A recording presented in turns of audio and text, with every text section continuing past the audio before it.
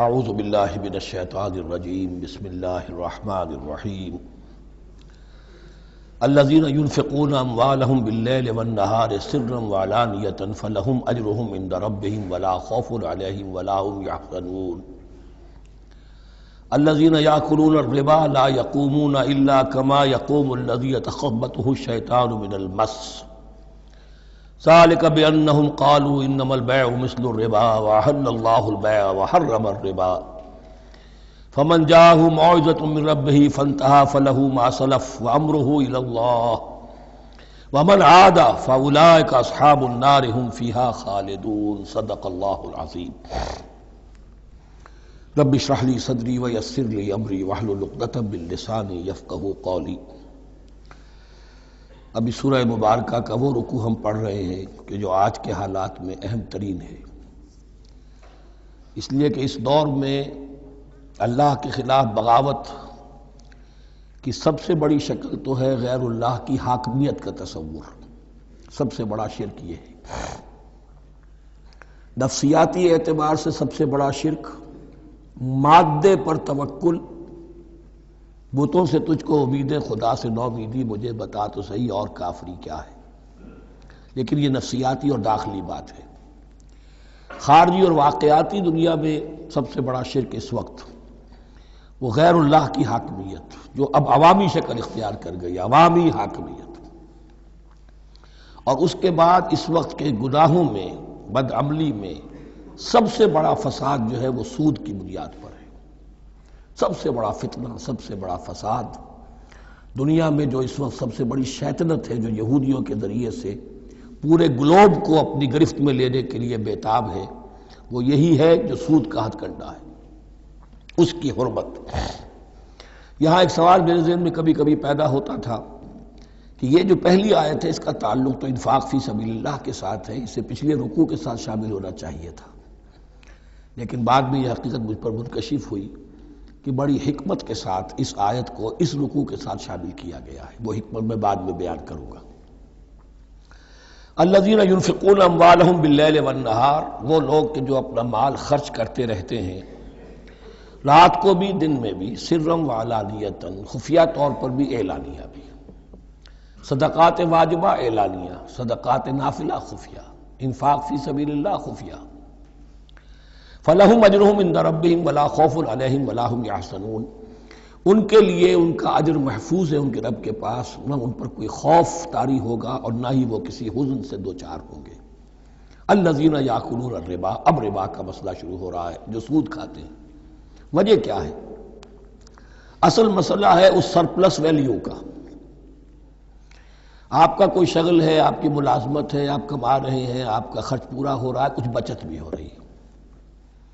اب اس بچت کا اصل مصرف کیا ہے؟ یسألونک ماذا ينفقون قل العفو، اصل راستہ تو یہ ہے کہ اس کو دے دو اللہ کی راہ میں، یا محتاجوں کو یا اللہ کے دین کو۔ لیکن اب جو سود خورانہ ذہنیت ہے وہ یہ کہ اس بچت کو بھی مزید کمائی کا ذریعہ بناؤ، یہ سود خورانہ ذہنیت ہے۔ لہذا اصل میں سود خوری انفاق کا کی ضد ہے، اور یہ عقدہ مجھ پر کھلا جبکہ القرآن یفسر بعضہ بعضا، اس اصول کے تحت جب سورہ روم کی آیات کا میں نے مطالعہ کیا، وہاں یہی شکل آپ کو نظر آئے گی کہ ان دونوں کو مقابلے میں لایا گیا ہے، اللہ کی رضا جوئی کے لیے انفاق اور ربا، سود پر رقم دینا۔ وما آتیتم من ربا لیربو فی اموال الناس فلا یربو عند اللہ، جو کچھ تم دیتے ہو سود پر کہ وہ بڑھے لوگوں کے مال میں، محنت وہ کر رہا ہے اور آپ اس کی کمائی میں سے آپ وصول کر رہے ہیں اپنے اس سرمایہ کی وجہ سے۔ تو یہ گویا کہ آپ کا مال اس کے مال میں اس کی محنت سے بڑھ رہا ہے۔ الذی ما آتیتم من ربا لیربو فی اموال الناس فلا یربو عند اللہ، اللہ کے ہاں بڑھوتری نہیں ہوتی۔ وما آتیتم من زکاۃ تریدون وجہ اللہ فَأُولَٰئِكَ هُمُ الْمُضْعِفُونَ، اور وہ جو تم زکوٰۃ اور صدقات میں دے دیتے ہو اللہ کی رضا جوئی کے لیے، تو وہ ہیں جو دوہرے چوہرے کر رہے ہیں، ان کا مال بڑھ رہا ہے، اس کی بڑھوتری ہو رہی ہے۔ تو انفاق فی سبیل اللہ، صدقات، زکوٰۃ، اس کے بالمقابل، اس کے برعکس ہے، اپنی اس بچت کے مال کو اور آپ کو معلوم ہے آج کی بینکنگ سسٹم کا سب سے زیادہ زور بچت کی اسکیم، اور یہ سب کا سب جو ہے در حقیقت saving bank, saving account, save کرو، لیکن سیو کرو مزید کمانے کے لیے۔ سیو جو ہے اس لیے نہیں ہے کہ اپنا پیٹ کاٹو اور غرباء کو دو، اپنا سٹینڈرڈ آف لیونگ کم کرو اور اللہ کے دین کے لیے خرچ کرو، یہ نہیں، بلکہ اس لیے کہ وہ جو تم بچاؤ وہ ہمیں دو، تاکہ وہ ہم سود پر زیادہ رقم، زیادہ شرح سود پر دوسروں کو دیں اور تھوڑا شرح سود تمہیں دے دیں۔ اب اس کے برعکس سے الذین یاکلون الربا، جو لوگ سود کھاتے ہیں، لا یقومون الا کما یقوم الذی یتخبطہ الشیطان من المس، وہ نہیں کھڑے ہوتے مگر ان کی طرح سے کہ جن کو شیطان نے مخبوط الحواس بنا دیا ہو چھو کر۔ یہاں عام طور پر یہ سمجھا گیا کہ یہ قیامت کے دن کا نقشہ ہے، یہ قیامت کے دن کا نقشہ تو ہوگا ہی، اس دنیا میں بھی سود خوروں کا حال یہی ہے، اور اگر ان کا نقشہ دیکھنا ہو تو کسی سٹاک ایکسچینج کو جا کے دیکھ لیجئے، معلوم ہوگا دیوانے ہیں، پاگل ہیں، چیخ رہے ہیں، دوڑ رہے ہیں، بھاگ رہے ہیں، وہ انسان نہیں نظر آتے اس وقت جو بھی کچھ ہو رہا ہوتا سٹاک ایکسچینج کے اندر۔ مخبوط الحواس انسان جو ہے وہ ہو جاتا ہے، یہ سود خوری کی وجہ سے۔ الذین یاکلون الربا لا یقومون الا کما یقوم الذی یتخبطہ الشیطان من المس ذلک بانہم قالوا انما البیع مثل الربا، اور ان کے سب سے بڑھ کر مخبوط الحواس ہونے کا مظہر یہ ہے، یہ اس لیے کہ وہ کہتے ہیں کہ بیع بھی تو ربا کی طرح ہے، بیع بھی تو سود ہے۔ میں نے 100 روپے کا مال خریدا، 110 میں بیچ دیا، 10 بچ گئے، یہ ربا ہے، ربا جائز ہے۔ 100 روپے کسی کو دیے اور 110 لیے، یہ سود ہو گیا۔ بھائی کیوں ہو گیا؟ 100 روپے کی شے دے دی، یہ 100 روپیہ دے دیا، کیا فرق پڑا؟ 10 لاکھ کا مکان بنایا، 4000 کے قرضے کے ماہانہ کرائے پر دے دیا، جائز ہو گیا۔ 10 لاکھ کسی کو دیا اور اس سے 4000 روپیہ مہینہ دینا شروع کیا، یہ سود ہو گیا، حرام ہو گیا۔ عقلی طور پر یہ باتیں ہیں کہ جو سود کے حامیوں کی طرف سے کہی جاتی ہیں۔ انما البیع مثل الربا، بیع میں بھی جو نفع ہوتا ہے، ربح اور ربا یہ میں اس وقت بیان کر چکا ہوں سورہ بقرہ کے دوسرے رکوع کے ضمن میں۔ تو یہ جان لیجئے کہ اس ظاہری سی مناسبت کی وجہ سے ان کا مخبوط الحواس لوگ جو ہیں وہ اس دونوں کے اندر کوئی فرق محسوس نہیں کرتے۔ یہاں اللہ تعالیٰ نے ان کے قول کا عقلی جواب نہیں دیا، بلکہ جواب کیا دیا؟ احل اللہ البیع وحرم الربا، اللہ نے بیع کو حلال قرار دیا ہے اور ربا کو حرام قرار دیا ہے۔ اب تم بات یہ کرو، اللہ کو مانتے ہو یا نہیں؟ رسول کو مانتے ہو یا نہیں؟ قرآن کو مانتے ہو کہ نہیں؟ یا اپنی عقل کو مانتے ہو؟ اگر تم مسلمان ہو، اگر تم مومن ہو تو اللہ کا حکم جو وہ فرمائے، نہ صرف اللہ کا، جو رسول کا ہے،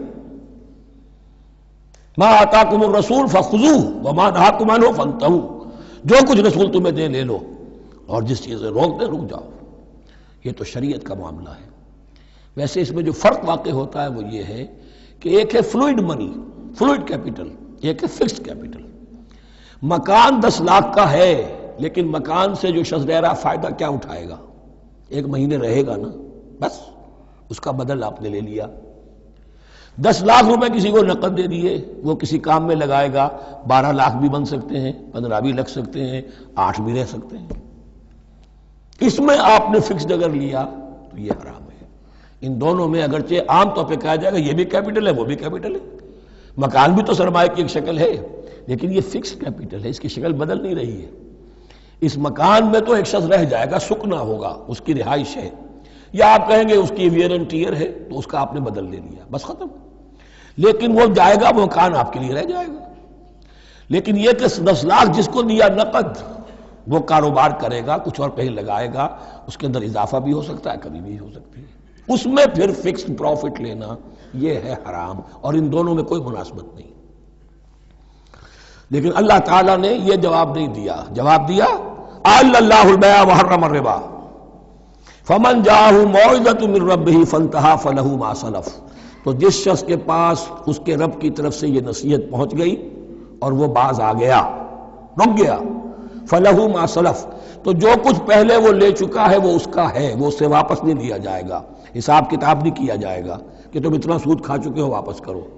لیکن اس کا یہ مطلب بھی نہیں کہ اس کا کوئی گناہ ان پر نہیں ہوگا. وَأَمْرُهُ إِلَى اللَّهِ، اللہ کے حوالے رہے گا، معلق رہے گا. اللہ چاہے گا تو معاف بھی کر دے گا اور اللہ چاہے گا تو پچھلے سود کے اوپر بھی اس کی سرزنش ہوگی. أَمْرُهُ إِلَى اللَّهِ. وَمَنْ عَادَ، لیکن اس نصیحت کے آنے کے بعد بھی جس نے دوبارہ یہ حرکت کی، فَأُولَٰئِكَ أَصْحَابُ النَّارِ هُمْ فِيهَا خَالِدُونَ، تو یہ جہنمی ہے اور اس میں ہمیشہ ہمیشہ رہے گا. يَمْحَقُ اللَّهُ الرِّبَا وَيُرْبِي الصَّدَقَاتِ، اللہ تعالیٰ ربا کو مٹاتا ہے، دباتا ہے.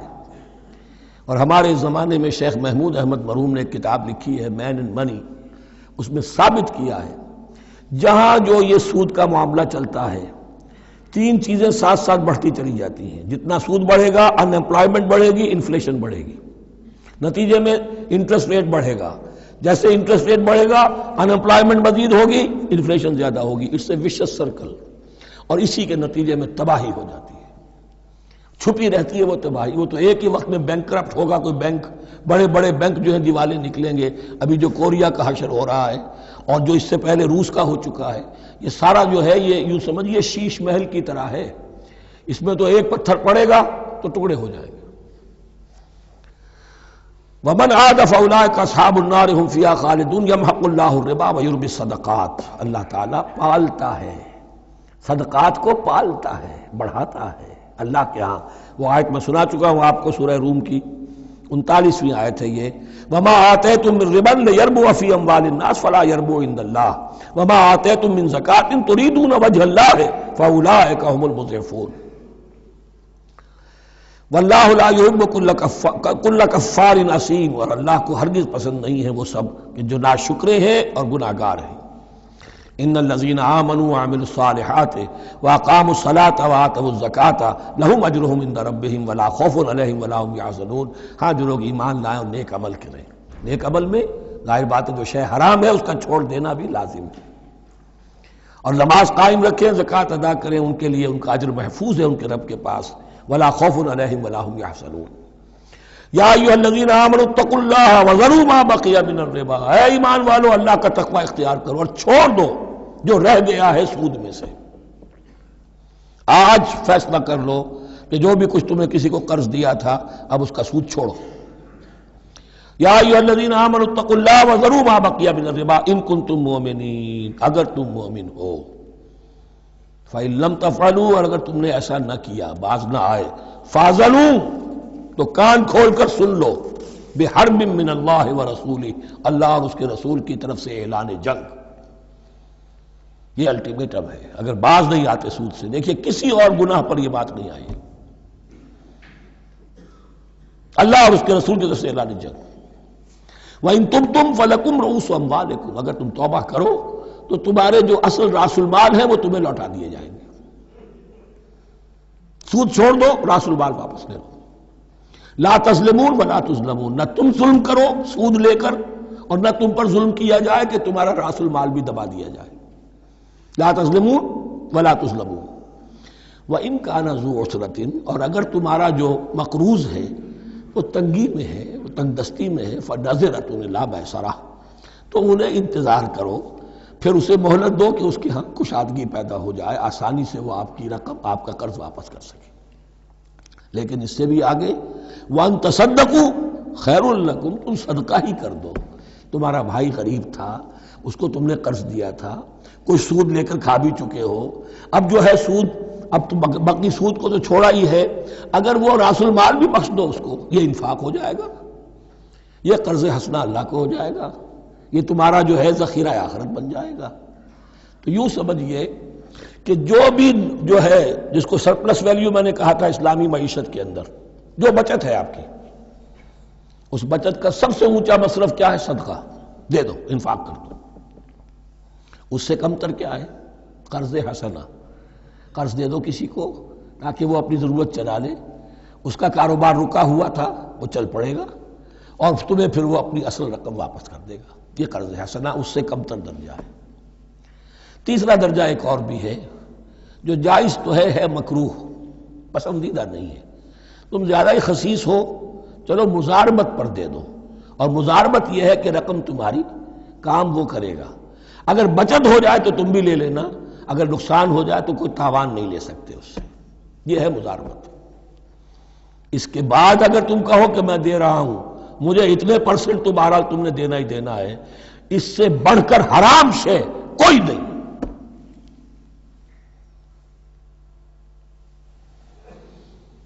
وَإِنْ كَانَ ذُو عُسْرَةٍ فَنَظِرَةٌ إِلَىٰ مَيْسَرَةٍ، تو اگر وہ ہے مقروض تمہارا وہ تنگی میں ہے پھر انتظار کرو، اسے مہلت دو اس کی کشائش تک.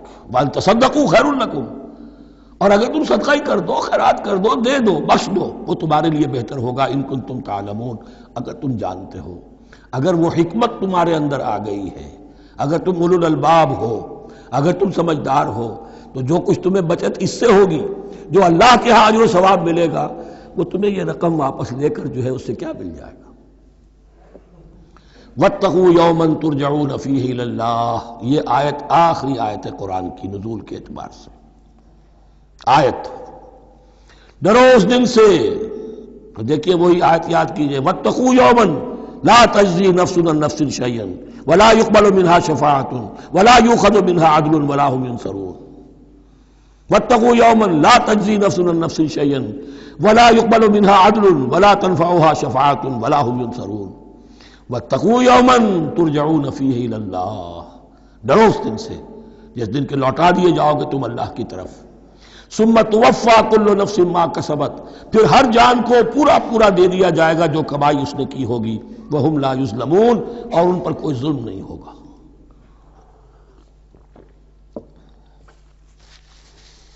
اب یہ قرآن مجید کی طویل ترین آیت آ رہی ہے، آیت دین.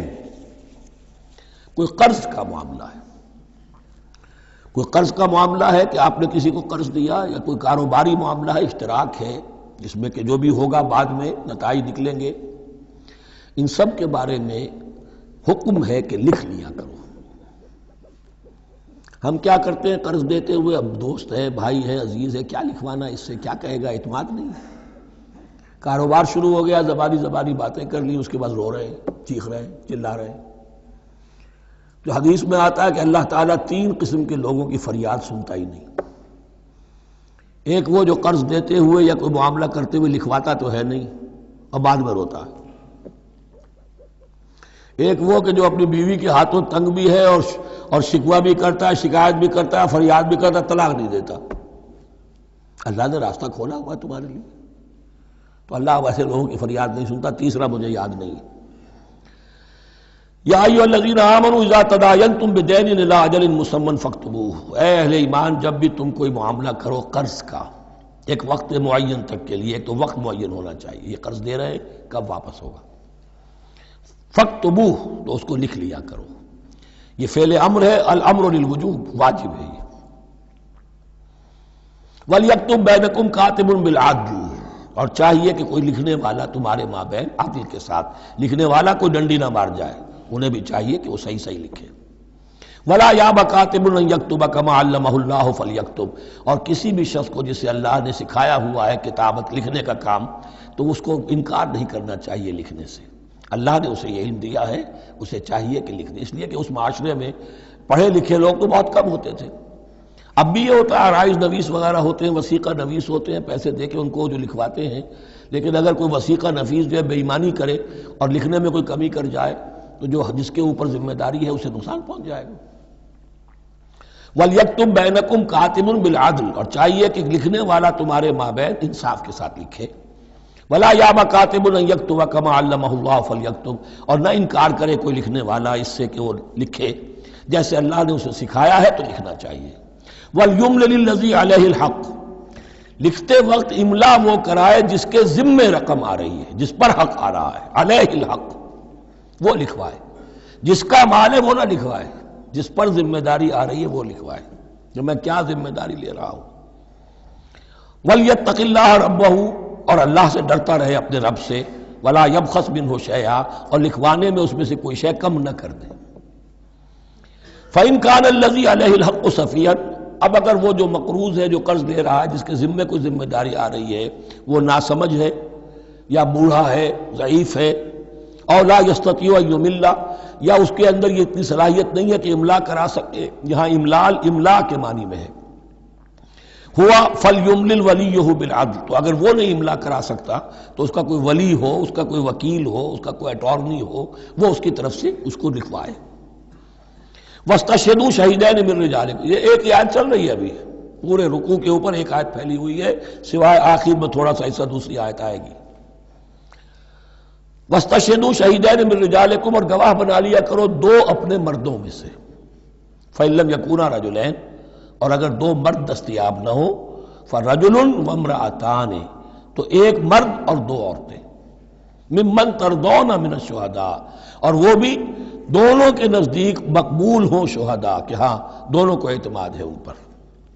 اب یہ جو سوال آ گیا کہ ایک مرد کی جگہ دو عورتیں، دو مرد یا پھر ایک مرد کا ہونا تو لازم ہو گیا، محض عورت کی گواہی نہیں چلے گی، لیکن اس کا آیا مسئلہ ہر قسم کے معاملے کا ہے یا قرض اور مالی معاملات میں وثیقہ نویسی کا، یہ ایک علیحدہ مسئلہ ہے، یہ تو باتیں پھر فقہا کے ہاں تفصیل سے ملتی ہیں، لیکن یہ مسئلہ موجود ہے کہ دو مرد، اور اگر دو مرد دستیاب نہ ہوں تو ایک مرد اور دو عورتیں، تو سوال تو پیدا ہو گیا کہ کیا عورت کی گواہی عادی ہے؟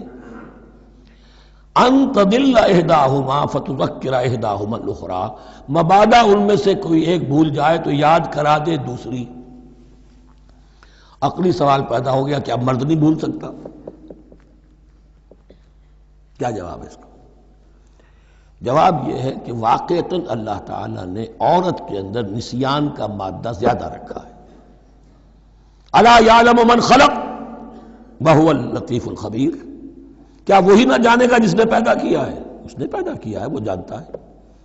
نسیان کا مادہ کیوں زیادہ رکھا یہ بھی سمجھ لیجئے، عقلی بات ہے، منطقی بات ہے۔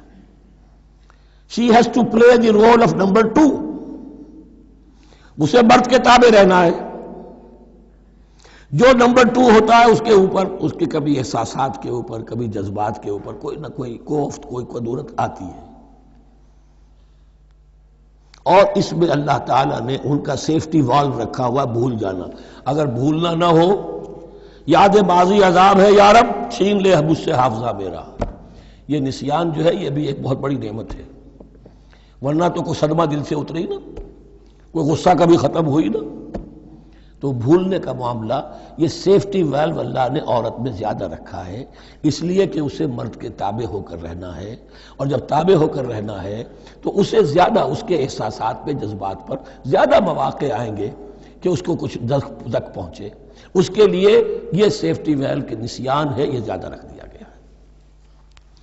ان تضل احداہما فتذکر احداہما الاخری، اب یہ کہ اگر یہ بات سمجھ میں نہ آتی تب بھی اللہ کا حکم ہے ماننا ہے، اگر فکس کیپٹل اور فلوئڈ کیپٹل کا فرق سمجھ میں نہیں آتا تب بھی بیع حلال ہے، ربا حرام ہے، اللہ خیر صلی اللہ احل اللہ البیع وحرم الربا، لیکن اگر حکمت سمجھ میں آ جائے تو نور علی نور۔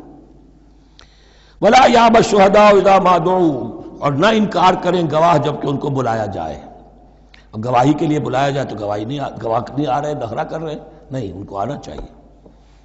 ومن اسلم ممن کتم شہادتہ عنده، شہادت من اللہ ہے، جو اللہ کی کوئی گواہی جو ہے اگر چھپائی ہے تو بہت بڑا ظلم ہے۔ ولا تسأموا، اور اس سے تھکو مت، کسل مت کرو، سستی مت کرو، ان تکتبوہ، کہ تم لکھو اسے، صغیرا او کبیرا، چاہے چھوٹا معاملہ ہو چاہے بڑا ہو، الی اجلہ، وقت معین کے لیے، اتنا قرض دے رہا ہوں، اتنے وقت میں آپ نے مجھے لوٹانا ہے، اس کے بعد آپ بڑھا سکتے ہیں، آپ دیکھ سکتے ہیں، اسے مزید مہلت دے سکتے ہیں، ایسے ہی حالات ہیں تو آپ معاف بھی کر سکتے ہیں، لیکن یہ کہ جب لکھنا ہے، حکم دیا جا رہا ہے تو اس میں اجل معین ہو، الی اجلہ، اور اس میں چھوٹے بڑے کی تفریق نہ کرو، چاہے چھوٹا مسئلہ بڑا لکھ لو، ذالکم اقسط عند اللہ، یہ اللہ کے نزدیک بھی زیادہ مبنی بر انصاف ہے، واقوم للشہادہ، اور گواہی کے لیے زیادہ قوی ہوگا اور زیادہ درست ہوگا، لکھی ہوئی شے ہوگی تو اب معاملہ جو ہے بہت واضح رہے گا، ورنہ زبانی یادداشت کے اندر کہیں کہیں جو ہے تعبیر ہی میں فرق ہو جاتا۔ وعدنا اللہ ترتابو، اور یہ اس کے بہت قریب ہے کہ تم بھولو گے نہیں، الا ان تکون تجارتا حاضرتا تدیرونہا، الا یہ کہ کوئی لین دین ہو، تجارت ہو جو حاضر ہوتی ہے دست بدست، آپ نے سودا دیا، اس نے پیسے دے دیے، اب کیش میں وہ دے دیجئے یا آپ دینا چاہیں تو، ورنہ یہ شریعت میں لازم نہیں ہے۔ اگر ایسا دست بدست کا معاملہ ہے تو پھر یہ ہے کہ وہ تو ہو گیا ایکسچینج، وہ مال جو ہے دکاندار نے مال دیا، آپ نے پیسے دے دیے، اس کے لکھنے کی ضرورت نہیں ہے۔ الا ان تکون تجارۃ حاضرۃ تدیرونھا بینکم، تو اگر وہ تجارت ہو کہ نقد تمہاری چلتی ہے، آپس میں لین دین ہو رہا ہے، فلیس علیکم جناح الا تکتبوھا، تو کوئی حرج نہیں ہے تم پر کہ اسے نہ لکھو۔ واشہدوا اذا تبایعتم، اور گواہ بنا لیا کرو جب کوئی مستقبل کا سودا کرو۔ یہ بیع سلم جو ہوتی ہے یہ مستقبل کا سودا ہے، قرض کا سودا ہے۔ بیع سلم بھی ایک طرح کا قرض ہے۔ آج آپ طے کرتے ہیں کسی شخص سے، کسی کاشتکار سے، زمیندار سے کہ اگلا موسم جو آئے گا فصل کا، گیہوں کی فصل کا، تو اتنے روپے من کے حساب سے 500 من گندم میں آپ سے لوں گا۔ یہ بیع سلم کہلاتی ہے، اور اس میں لازم ہے کہ پوری قیمت ابھی ادا کر دیں، لیکن اس میں بھی کہ اس وقت آپ کو اتنی گندم دینی ہے، اس کو لکھوا لو اور اس پر 2 گواہ بنا لو۔ واشہدوا اذا تبایعتم ولا یضار کاتب ولا شہید، اور نہ نقصان پہنچایا جائے کسی لکھنے والے کو یا گواہ کو، اور نہ نقصان پہنچائے کوئی لکھنے والا یا گواہ۔ یہ یضار دونوں کے لیے آ جائے گا، یہ معروف بھی ہے اور مجرور بھی ہے۔ نہ ضرر پہنچایا جائے اور نہ ضرر پہنچائے، نہ کوئی کاتب اور نہ کوئی شہید گواہ۔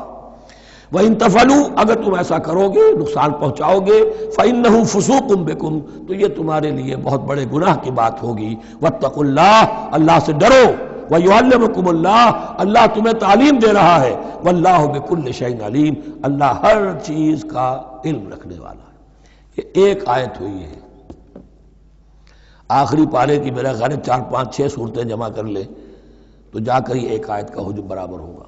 جو میں نے کہا تھا کہ آیات کی تعیین توقیفی ہے، یہ ہمارے حساب کتاب سے، گرامر سے، منطق سے، علم بیان سے کسی سے کوئی تعلق نہیں اس کا۔ وَإِن كُنتُمْ عَلَىٰ سَفَرٍ، اور اگر تم سفر پر ہو، وَلَمْ تَجِدُوا كَاتِبًا، اب وہاں کوئی لین دین کا معاملہ ہو گیا، قرض کا ہو گیا، کاتب کوئی ہے نہیں، فَرِحَانٌ مَقْبُوضَةٌ، تو کوئی گروی شے رکھ لو قبضے میں،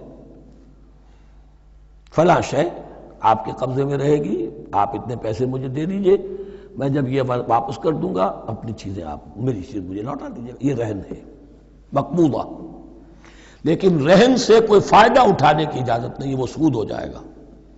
اگر مکان رہن رکھا گیا ہے، قبضہ تو ہوگا اس کا، لیکن یہ کہ وہ اس کا کرایہ نہیں لے سکتا، کرایہ مالک کو جائے گا، اس سے کوئی استفادہ نہیں کر سکتا اس مال سے۔ رہان مقبوضہ۔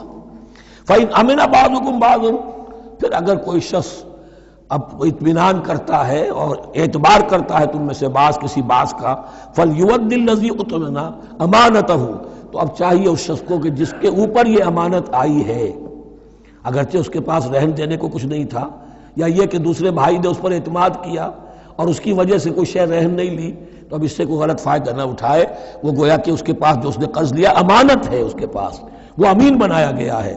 فَلْيُؤَدِّ الَّذِي اؤْتُمِنَ أَمَانَتَهُ، کہ اپنی امانت واپس لوٹائے، وَلْيَتَّقِ اللَّهَ رَبَّهُ، اور ڈرے اللہ سے جو اس کا رب ہے۔ وَلَا تَكْتُمُوا الشَّهَادَةَ، اور دیکھو گواہی کو چھپایا نہ کرو، وَمَن يَكْتُمْهَا فَإِنَّهُ آثِمٌ قَلْبُهُ، اور جو کوئی گواہی کو چھپائے گا تو اس کا دل گناہ میں مبتلا ہو جائے گا، دل داغدار ہو گیا تو رہ کیا گیا۔ وَاللَّهُ بِمَا تَعْمَلُونَ عَلِيمٌ، اور جو کچھ تم کر رہے ہو اللہ اسے جانتا ہے۔ اللہ کے فضل و کرم سے آخری رکوع پر ہم پہنچ گئے، اور یہ بڑا ایک یوں سمجھئے 3 آیتوں پر مشتمل رکوع ہے، جیسے کہ وہ رکوع جو ہم نے پڑھا تھا جس میں آیت الکرسی ہے، 4 آیتیں ہیں وہ، اور یوں کہا جا سکتا ہے کہ یہ 2 رکوع ایک دوسرے کے بالکل بالمقابل ہیں اپنی عظمت میں اور مقام میں۔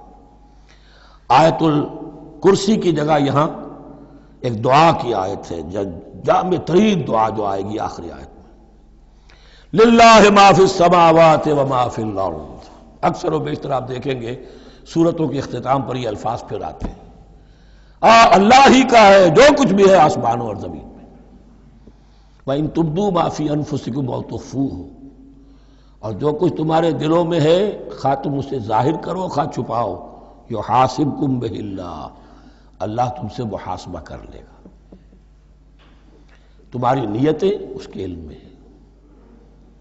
ان اللہ لا ينظر الى صوركم ولا الى اموالكم ولكن ينظر الى قلوبكم واعمالكم، اللہ تمہاری صورتوں کو نہیں دیکھتا، تمہارے مال و دولت کو نہیں دیکھتا، تمہارے دل کو دیکھتا ہے، تمہارے اعمال کو دیکھتا ہے۔ تو دل میں جو کچھ ہے خواہ کتنا ہی چھپا لو، اللہ کے محاسبے سے نہیں بچو گے۔ فَيَغْفِرُ لِمَن يَشَاءُ وَيُعَذِّبُ مَن يَشَاءُ، پھر وہ بخش دے گا جس کو چاہے گا اور عذاب دے گا جس کو چاہے گا۔ اختیار مطلق اللہ کے ہاتھ میں ہے۔ ہمارے ہاں اہل سنت کا عقیدہ یہی ہے، اللہ پر لازم نہیں ہے کہ وہ نیکوکار کو اس کا جزا ضرور دے اور بدکار کو اس کی سزا ضرور دے۔ اللہ کرے گا ایسا، یہ دوسری بات ہے، لیکن اللہ کی شان اس سے بہت اعلیٰ اور عرفہ ہے کہ اس پر کسی شے کو لازم قرار دیا جائے۔ اس کا اختیار مطلق ہے، مطلق ہے۔ یفعل اللہ ما یرید، یفعل اللہ ما یشاء۔ اہل تشیع کا کہنا یہ ہے کہ اللہ پر عدل واجب ہے۔ اہل سنت کہتے ہیں اللہ عدل کرے گا، جزا و سزا میں عدل ہوگا، یہ ہم مانتے ہیں، واقعہ ہے، لیکن ہم یہ نہیں کہتے کہ اللہ پر عدل واجب ہے۔ اللہ پر کوئی شے واجب نہیں، بلکہ اللہ نے تو کتب علی نفسہ الرحمہ، اپنے اوپر واجب کیا ہے رحمت کو۔ وجوب کا لفظ جو آتا ہے اللہ پر تو وہ تو رحمت کا ہے، کتب علی نفسہ الرحمہ، اللہ نے اپنی ذات کے اوپر واجب کر لیا رحمت کو۔ واللہ علی کل شیء قدیر، اور اللہ ہر چیز کی قدرت رکھتا ہے۔ آمن الرسول بما انزل الیہ من ربہ والمؤمنون، ایمان لائے رسول صلی اللہ علیہ وسلم اس چیز پر کہ جو نازل کی گئی ان کی جانب ان کے رب کی طرف سے۔ غور طلب بات ہے، یہ بڑا باریک نکتہ ہے۔ نبی پر جب وحی آئی ہے کیسے پہچان لیا کہ یہ بدروح نہیں ہے، یہ جبرائیل ہے؟ آخر کوئی اشتباہ بھی تو ہو سکتا تھا، پہلا تجربہ تھا۔ اس سے پہلے نہ آپ نے کہانت سیکھی، نہ آپ نے کوئی اور اس طرح کی نفسیاتی ایکسرسائزز کی۔ آپ تو کاروباری آدمی تھے، ایک بہت ہی بھرپور زندگی گزار رہے ہیں، اہل و عیال والے ہیں، کاروبار کر رہے ہیں، ہائی ایسٹ لیول کا کاروبار ہے۔ تو فطرت جو ہے وہ پہچانتی ہے، نبی کی فطرت وہ اتنی پاک اور صاف ہوتی ہے کہ اس کے اوپر کوئی بدروح کا کوئی اثر ہو ہی نہیں سکتا۔ اگرچہ اس میں ایک اور واقعہ میں نے ایک جگہ پڑھا تھا، وہ میں پھر کسی وقت موقع آیا تو سناؤں گا آپ کو، اس وقت نہیں ہے۔ بہرحال ہمارے لیے بڑی تسکین کی بات ہے کہ اللہ تعالیٰ نے رسول کے ایمان کے تذکرے کے ساتھ ہمارے ایمان کا تذکرہ کیا۔ آمن الرسول بما انزل الیہ من ربہ والمؤمنون، ایمان لائے رسول صلی اللہ علیہ وسلم اس چیز پر جو نازل کی گئی ان کی جانب ان کے رب کی طرف سے، اور ایمان لائے صاحب ایمان۔ اللہم ربنا اجعلنا منہم، اللہم ربنا اجعلنا منہم۔ کل آمن باللہ وملائکتہ وکتبہ ورسلہ، یہ دوسرا مقام ہے سورہ بقرہ کے اندر جس میں ایمان کے جو اجزاء ہیں ان کو گنا گیا ہے۔ کچھ یاد ہے آیت البر، لیس البر ان تولوا وجوہکم قبل المشرق والمغرب ولکن البر من آمن باللہ والیوم الآخر والملائکۃ والکتاب والنبیین۔ یہاں بھی اسی طرح ہے، کل آمن باللہ وملائکتہ وکتبہ ورسلہ لا نفرق بین احد من رسلہ۔ اور یہ تیسری مرتبہ بات آ گئی ہے کہ رسولوں کے درمیان کوئی تفریق نہیں کی جائے گی۔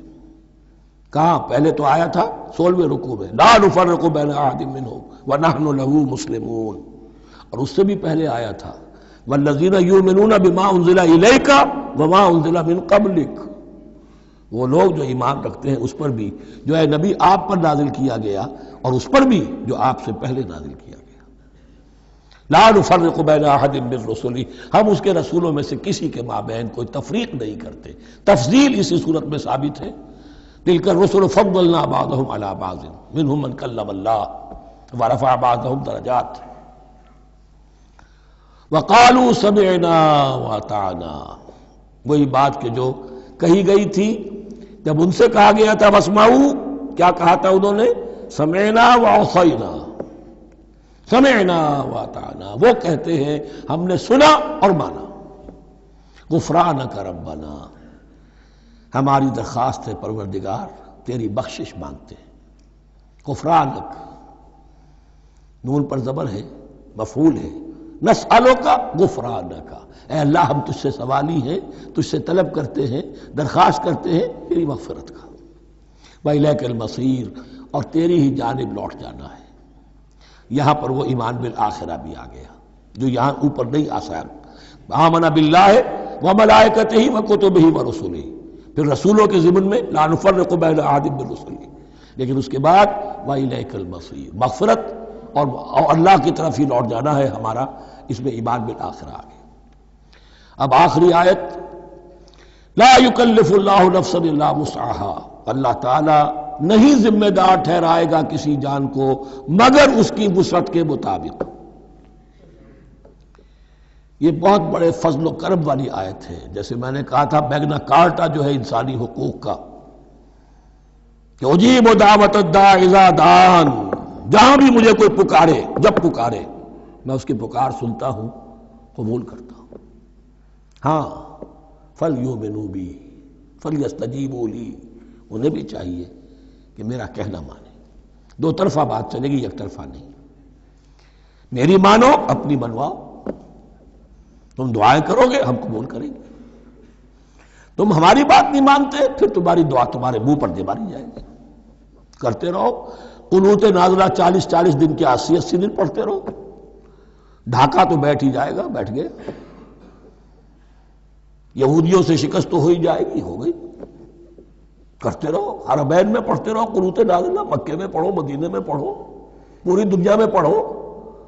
اللہ کو پیٹھ دکھائی ہوئی ہے، اس کے دین کو پاؤں تلے روندا ہوا ہے، اللہ کے باغیوں سے دوستی ہے، کسی نے قبلہ ماسکو کو بنایا تھا اور کسی نے واشنگٹن کو بنایا تھا، تمہاری دعائیں کیسے قبول ہوں؟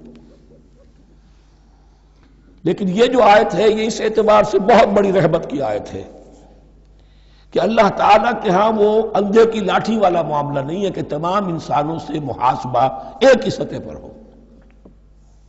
اللہ جانتا ہے کس کی کتنی وسعت ہے، اور وسعت کن چیزوں سے بنتی ہے۔ آپ کو کوئی اور جین ملے ہیں، مجھے کوئی اور جین ملے ہیں، انہیں کوئی اور جین ملے ہیں، جینز، ان جینز کی اپنی اپنی خصوصیات ہیں، خصائص ہیں، پراپرٹیز ہیں، لیمیٹیشنز ہیں۔ آپ کو کوئی اور ماحول ملا، اسے کوئی اور ماحول ملا، اسے کوئی اور ماحول ملا، تو hereditary factors multiplied by environmental factors, ان دونوں سے ایک شخصیت کا ہیولہ بنتا ہے انسان کا، جس کو پیٹرن کہتے ہیں ہمارے مستری لوگ۔ جب لوہے کا کوئی شے جو ہے ڈھالنی ہے تو اس کے لیے پہلے مٹی کا یا لکڑی کا ایک پیٹرن بناتے ہیں، انگریزی میں پیٹرن ہے، وہ پیٹرن کہتے ہیں ہمارے مستری لوگ۔ اب آپ لوہا جو ہے اس کو جب اسے کر لیں گے، مائع بنا لیں گے، گلا لیں گے، پھر اس میں ڈالیں گے، وہی شکل ہو جائے گی۔ یہ شاکلہ ہے ہر انسان کا جو بن جاتا ہے۔ قُلْ كُلٌّ يَعْمَلُ عَلَى شَاكِلَتِهِ فَرَبُّكُمْ أَعْلَمُ بِمَنْ هُوَ أَهْدَىٰ سَبِيلًا۔ اس شاکلہ کے اندر اندر آپ کو محنت کرنی ہے۔ اللہ جانتا ہے کس کا شاکلہ وسیع تھا، کس کا شاکلہ تنگ تھا، کس کے جینز اعلیٰ تھے، کس کے جینز ادنا تھے، کس کے ہاں ذہانت زیادہ تھی، کس کے ہاں جسمانی قوت زیادہ تھی۔ جو بھی کچھ اس نے دیا ہے، جس کو وہاں ہم نے رکھا اس کو وہاں رکھا، اس نے وہاں تعلیم پائی، اس نے یہاں تعلیم پائی، جو بھی انوائرمنٹل فیکٹرز آئے ہیں، جو بھی جینیٹک فیکٹرز آئے ہیں، سب اللہ کے علم میں ہے۔ ان سب کو ملحوظ رکھ کے اللہ حساب لے گا۔ جو شاکلہ ہم نے تمہیں دیا تھا اس میں تم نے کیا کیا؟ ایک شخص کے اندر فرض کیجئے استعداد ہی ہے 20 درجے کی استعداد ہے، اس نے فرض کیجئے 18 درجے کام کر دیا، کامیاب ہو گیا۔ کسی میں استعداد 100 درجے کی تھی، اس نے 50 درجے کیا، ناکام ہو گیا۔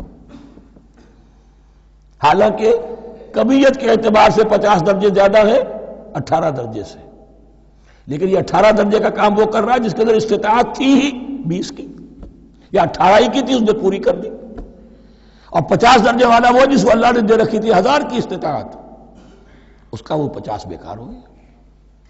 تو اللہ تعالیٰ کا محاسبہ جو ہے انڈیویجول ہے، اس لیے فرمایا گیا کلہم آتی ہے یوم القیامت فردا، ان میں سب لوگ اس دن قیامت کے دن سب آئیں گے اکیلے اکیلے، تنہا تنہا، ہر ایک کا حساب ہوگا وہاں، اور ہر ایک کا حساب ہوگا لا یکلف اللہ نفسا الا وسعها، اللہ ذمہ دار نہیں ٹھہرائے گا کسی بھی جان کو مگر اس کی وسعت کے مطابق۔ البتہ اس کا اب ایک ریورس ہے۔ ہوتا کیا ہے، ہم سمجھتے ہیں دنیا میں تو بھاگ دوڑ کر رہے ہیں اور دین اجی ہمارے اندر تو استطاعت، دین کے کام کی صلاحیت ہی نہیں ہے۔ دنیا میں دیکھیں بڑے کامیاب تیزی کے ساتھ دوڑ رہے ہیں، کامیاب پر کامیاب، دین ہمارے اندر تو استطاعت نہیں ہے، استعداد ہی نہیں ہے، کیا کریں؟ یہ دھوکہ ہے، سیلف ڈسیپشن ہے۔ استعداد اور استطاعت کے بغیر اور صلاحیت اور ذہانت کے بغیر دنیا میں بھی آپ کما نہیں سکتے، محنت نہیں کر سکتے، کوئی نتائج حاصل نہیں کر سکتے۔ یہ دھوکہ اپنے آپ کو نہ دیجئے۔ یہ ہے جو کچھ کر سکتے ہو کیجئے، کھودیے اپنی شخصیت کو، کھود کر جو نکال سکتے ہو نکال دیجئے۔ ہاں آپ نکال سکیں گے اتنا ہی جتنا آپ کے اندر ودیت ہے، زیادہ کہاں سے لے آئیں گے؟ اور اللہ نے کس میں کیا ودیت کیا ہے وہ جانتا ہے، اس کا حساب لینا جو ہے محاسبہ وہ اس پر ہے کہ جو اس نے تمہیں دیا ہے۔ لا، اور یہ مضمون قرآن مجید میں 5 مرتبہ آیا ہے بہت اہمیت کے ساتھ۔ لا یکلف اللہ نفسا الا وسعها لها ما کسبت وعلیہا ما اکتسبت۔ اسی جان کے لیے ہے جو اس نے کمایا اور اس کے اوپر وبال بنے گا جو اس نے برائی کمائی۔ لیکن لام اور علا، لہا ما کسبت، جو بھی اس نے نیکی کمائی اس کے حق میں ہے، اس کے لیے ہے، اس کا اجر ملے گا، ثواب ملے گا، اور جو بدی کمائی وہ اس پر وبال بنے گا، اسی کے لیے اس کو سزا ملے گی، اسی کے حوالے سے۔ اب وہ آخری دعا آ گئی، جامع ترین اور عظیم ترین دعا ہے قرآن مجید کی۔ ربنا لا تؤاخذنا ان نسینا او اخطانا۔ اہل ایمان کے راستے پر، عمل صالح کے راستے پر مقدور بھر، امکان بھر اپنی شخصیت کے کونوں کھدروں میں سے بھی نکال کر، اپنی ریزیڈول انرجیز کو بھی نکال کر اللہ کی راہ میں لگا دیں۔ لیکن اس کے بعد بھی کوئی غرہ نہ ہو، کوئی غرور نہ ہو، کوئی اپنی محنت پر، اپنی نیکی پر، اپنی کمائی پر، اپنے کارناموں پر کہیں انسان دھوکہ نہ کھا جائے۔ کیفیت کیا رہنی چاہیے؟ وہ یہ ہے تواضع، عجز، انکساری۔ ربنا لا تؤاخذنا ان نسینا او اخطانا۔ اے رب ہم سے مواخذہ نہ کیجو اگر ہم بھول جائیں یا ہم سے خطا ہو جائے۔ نسیان بھی ہے، الانسان مرکب من الخطاء والنسیان۔ انسان کے اندر یہ دونوں چیزیں، خطا اور نسیان، یہ تو بندھی ہوئی ہیں۔ خطا یہ ہے کہ آپ نے اپنی امکانی حد تک تو نشانہ ٹھیک لگایا تھا، نشانہ خطا ہو گیا، ٹھیک ہے، کوئی بات نہیں، آپ کی نیت صحیح تھی۔ ایک اجتہاد کرنے والا اجتہاد کر رہا ہے، امکانی حد تک اس نے کوشش کی ہے کہ صحیح رائے تک پہنچے، لیکن خطا ہو گئی، اللہ معاف کرے گا۔ اس نے اپنی امکانی کوشش کی تھی، لہذا اسے ثواب ملے گا۔ مجتہد مخطی بھی ہو تو ثواب ملے گا، مجتہد مصیب ہے، صحیح رائے پر پہنچ گیا ہے تو دوہرا ثواب ملے گا، لیکن مجتہد مخطی ہے تب بھی ثواب ملے گا۔ تو بھول چوک پر، یہ بھول چوک، خطا جو ہے چوک صحیح ہے بالکل لفظ اس کے لیے، چوک جانا، نشانہ چوک گیا۔ تو اے پروردگار جو بھی ہم سے سرزد ہو جائے، غلطی ہو جائے، بھول کی وجہ سے یا خطا کی وجہ سے، اس پر معاوضہ نہ کیجو۔ ربنا ولا تحمل علینا اصرا کما حملتہ علی الذین من قبلنا۔ اور اے رب ہمارے، ہم پر وہ بوجھ نہ ڈالیو جس سے ہم لے کر چل نہ سکیں۔ دیکھیے ایک حمل ہوتا ہے جس سے حمال کا لفظ بنا ہے، جس کو لے کر انسان چلتا ہے۔ حمال اس بوری کو یا بوجھ کو اٹھا کر چل رہا ہے، جو آپ کی طاقت میں ہے اور جس سے لے کر آپ چل سکیں وہ ہے حمل، اور جو ہو آپ کو بٹھا دے، اسر اس کو کہتے ہیں۔ یہ لفظ سورہ اعراف میں پھر آئے گا، یضع عنہم اسرہم والاغلال التی کانت علیہم۔ حضور کی شان یہ بھی تھی کہ انہوں نے لوگوں کے بوجھ جو ان کی طاقت سے بڑھ کر تھے ان کے کندھوں سے اتار دیے۔ ربنا ولا تحمل علینا اصرا کما حملتہ علی الذین من قبلنا۔ اے اللہ تو نے بڑے بڑے بھاری بوجھ ہم سے پہلے لوگوں پر ڈالے۔ شریعت بھی پہلے بھاری تھی، بہت سے معاملات ہم نے دیکھ لیے، روزہ ہمارے لیے کتنا آسان کر دیا گیا، رات کو نکال دیا روزے سے، کہہ دیا خاص طور پہ کھاؤ پیو ضرور، سحری ضرور کرو، تسحروا فإن فی السحور برکہ، کتنی آسانی ہے۔ رات میں تعلق زن و شو کی اجازت ہے، وہاں ان کے روزے میں چپ بھی تھا، چپ بھی رہو، نہ کھاؤ نہ پیو، نہ تعلق زن و شو، نہ گفتگو، تو آسانی کی ہے۔ ان کے ہاں یوم سبت کا حکم تھا اتنا سخت، کوئی کام نہیں کرو گے. ہمارے ہاں وہ تھوڑے سے وقت کے لیے اذا نودی للصلاۃ من یوم الجمعۃ فاسعوا الی ذکر اللہ وذروا البیع، اذان سے لے کر اور نماز کے ادا ہو جانے تک ہر کاروبار دنیاوی حرام ہے، لیکن اس سے پہلے اس کے بعد آپ کر سکتے ہیں. تو آسانی ہے.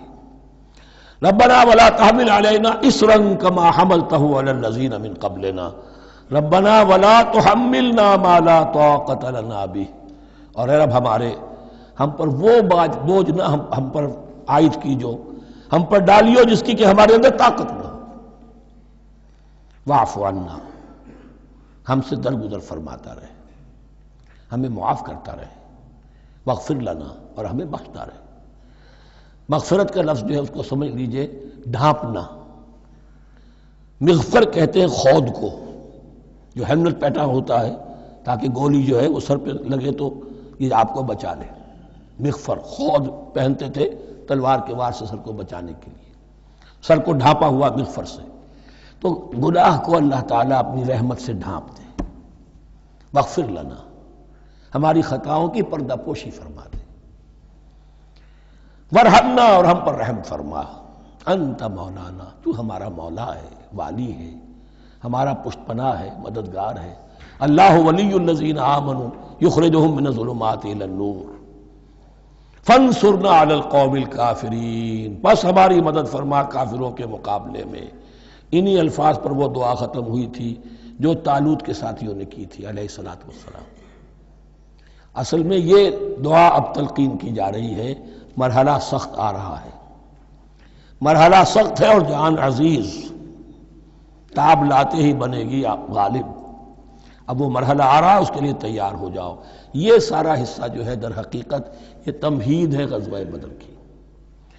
بارک اللہ لی ولکم فی القرآن العظیم ونفعنی وإیاکم بالآیات والذکر الحکیم.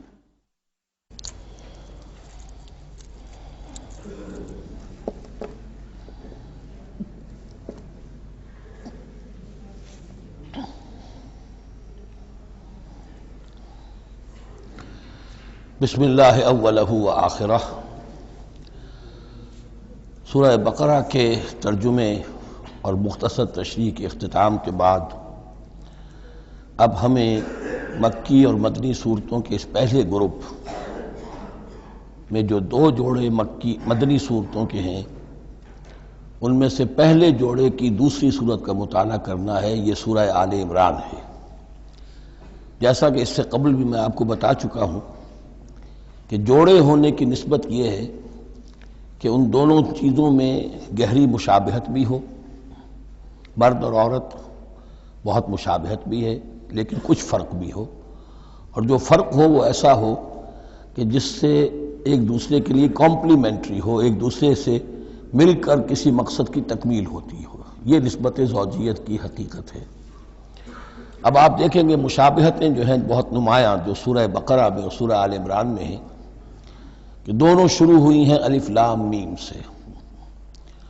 دونوں کے شروع میں قرآن مجید کی عظمت کا بیان ہے، اگرچہ سورہ آل عمران میں اس کے ساتھ ہی تورات اور انجیل کا بیان بھی ہے. دونوں کے اختتام پر بڑی عظیم آیات آئی ہیں. وہ آیت ہم پڑھ چکے ہیں جو سورہ بقرہ کے اختتام پر آئی ہے، جو کہ ایک عظیم دعا پر مشتمل ہے. عظیم ترین دعاؤں میں سے اس کو شمار کیا جا سکتا ہے. ربنا لا تؤاخذنا ان نسینا او اخطانا. سورہ آل عمران کے آخری رکوع میں بھی ایک نہایت جامع دعا آئی ہے. وہ 3-4 آیتوں میں پھیلی ہوئی ہے، بہت بڑی جامع دعا ہے. پھر جیسے میں نے آپ کو بتایا کہ سورہ بقرہ میں بھی یہ سورۃ الامتین ہے، دو امتوں سے بحث کر رہی ہے، گفتگو کر رہی ہے، خطاب کر رہی ہے. یہی معاملہ سورہ آل عمران کا بھی ہے، لیکن یہ فرق ہے کہ سورہ بقرہ میں زیادہ گفتگو ہے یہود کے بارے میں، اور سورہ آل عمران میں زیادہ گفتگو ہے آل عمران کے نصارہ کے بارے میں.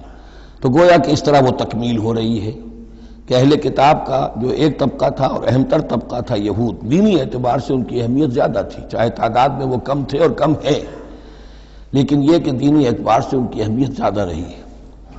دوسرا طبقہ ہے یہ عیسائیوں کا، لیکن یہ کہ ان کا تذکرہ وہاں بہت کم آیا، یہاں آپ کو اس سورہ آل عمران میں زیادہ خطاب ان سے ملے گا۔ پھر جیسے سورہ بقرہ کا پہلا نصف جو ہے وہ 18 رکوعوں پر اور 152 آیات پر مشتمل تھا، اور نصف ثانی جو ہے وہ 22 رکوعوں پر لیکن 134 آیات پر مشتمل تھا، تو تقریباً مساوی دو حصے تھے۔ وہی کیفیت آپ کو یہاں ملے گی، بلکہ یہاں وہ بتمام و کمال ہے، دونوں حصے بہت مساوی ہیں۔ کل 20 رکوع ہیں، 10 رکوع ایک نصف اول میں ہے، 10 رکوع نصف ثانی میں ہے۔ صرف ایک آیت کا فرق ہے کہ پہلے 10 رکوعوں میں 101 آیات ہیں اور دوسرے 10 رکوعوں میں 99 آیات ہیں۔ پھر جیسے وہاں 3 حصے ہیں نصف اول کے، ویسے ہی یہاں بھی 3 حصے ہیں نصف اول کے، لیکن یہاں رکوعوں کی تقسیم نہیں ہے بلکہ آیات کی ہے۔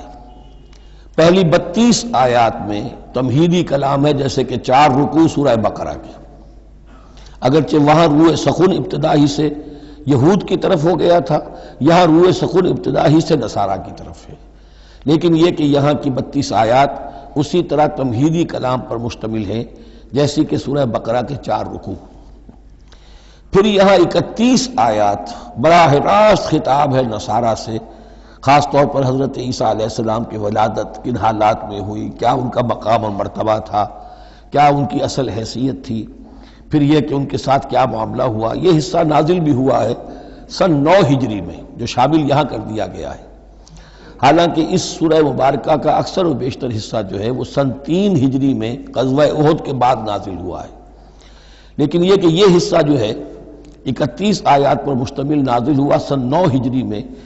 نجران ایک بستی تھی عرب کے جنوب میں یمن کی طرف، اور وہاں عیسائی آباد تھے، تو وہاں کے عیسائیوں کے سردار اور ان کے جو بڑے لاٹ پادری تھے وہ کچھ 70 عیسائیوں کا ایک وفد لے کر آئے حضور کی خدمت میں مدینہ منورہ میں، بات سمجھنے سمجھانے کے لیے کہ آپ کس بات کی دعوت دے رہے ہیں، اور کئی دن مقیم رہے اور بات پوری سمجھ بھی لی، خاموش بھی ہو گئے، پھر بھی بات نہیں مانی تو حضور نے مباہلے کی دعوت دی، اس چیلنج کو قبول کیے بغیر وہاں سے چلے گئے۔